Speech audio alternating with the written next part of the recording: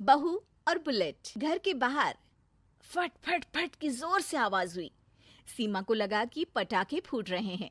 वो डर के मारे घर से बाहर निकली। देखा तो सामने योगेश यानी कि पतिदेव एक बुलेट बाइक पर बैठे हैं।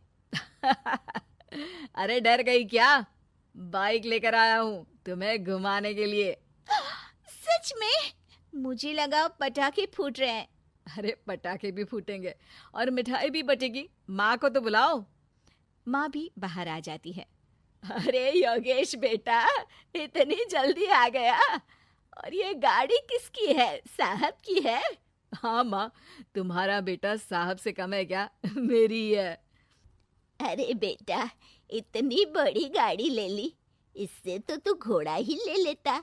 महंगी पड़ी होगी ना? माँ महंगी सस्ती छोड़ो और मिठाई लाया हूँ, गांव में बंटवा दो। अरे बंटवा क्यों दो? पीछे बैठो, गांव में बांट कर आते हैं। सब खुश थे।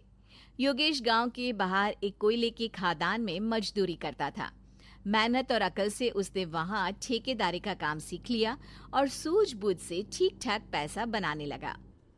गांव में बात फैल गई कि योगेश के घर धमाका गाड़ी आई है। ऐसी गाड़ी पहले कभी किसी ने गांव में तो देखी नहीं थी। योगेश और माँ गाड़ी से वापस घर आ जाते हैं। बेटा, बाबूजी ऊपर से देख रहे होंगे और आशीर्वाद भी दे रहे होंगे तुझे। वो होते तो उनको भी घुमाता माँ। पूरे गांव में नाच नाच के मिठाई बांटने जाते। जैसे मैंने नाच नाच के बांटी थी जब वो अपने लिए एक साइकिल लेकर आए थे।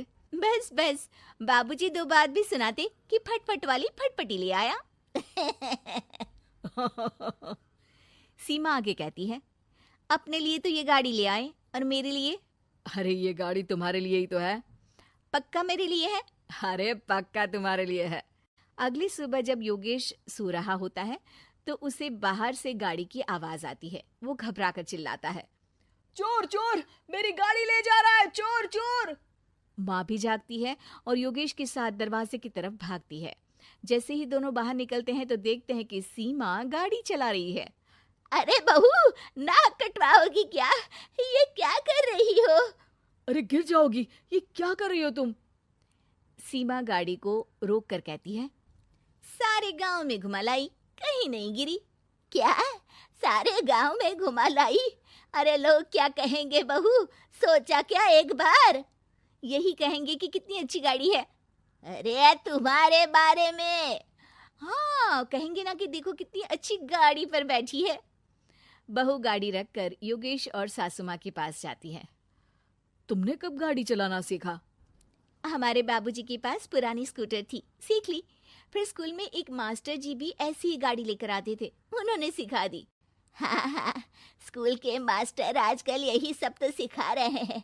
पढ़ाई का कुछ सिखाते तो कुछ भला होता।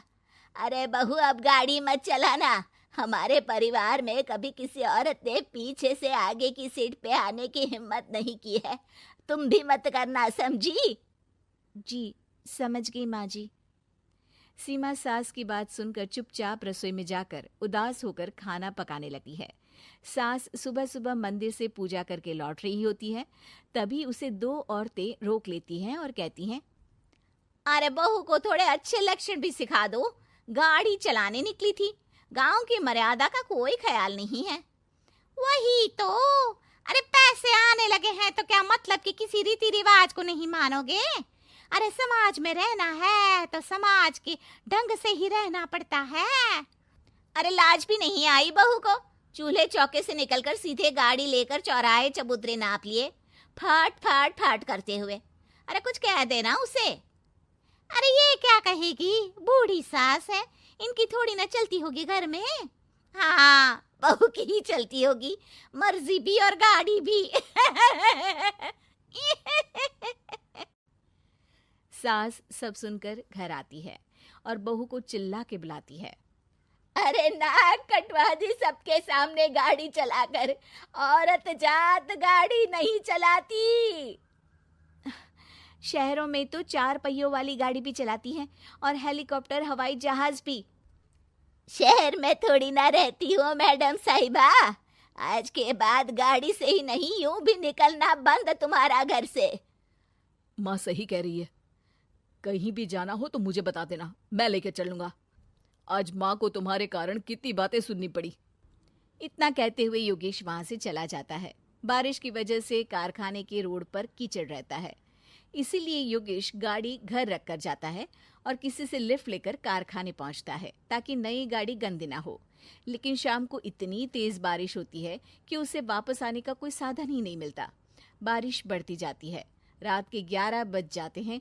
रास्ते में एक नदी का ब्रिज है। अगर उस पर पानी आ गया तो योगेश कारखाने में ही फंस जाएगा। पूरी रात भूखे प्यासे बितानी पड़ेगी। घना अंधेरा, बिजली की कड़कड़ाहट और तेज बारिश। राजेश डर भी रहा था, ठंड से कांप भी रहा था। तभी उसे रोड से आती हुई एक रोशनी दिखती है। वो देखता है कि उसके सामने एक बाइक आकर खड़ी हुई है।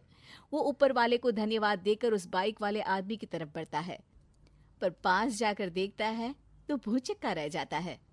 सीमा, तुम यहाँ इतनी बारिश में गाड़ी पर?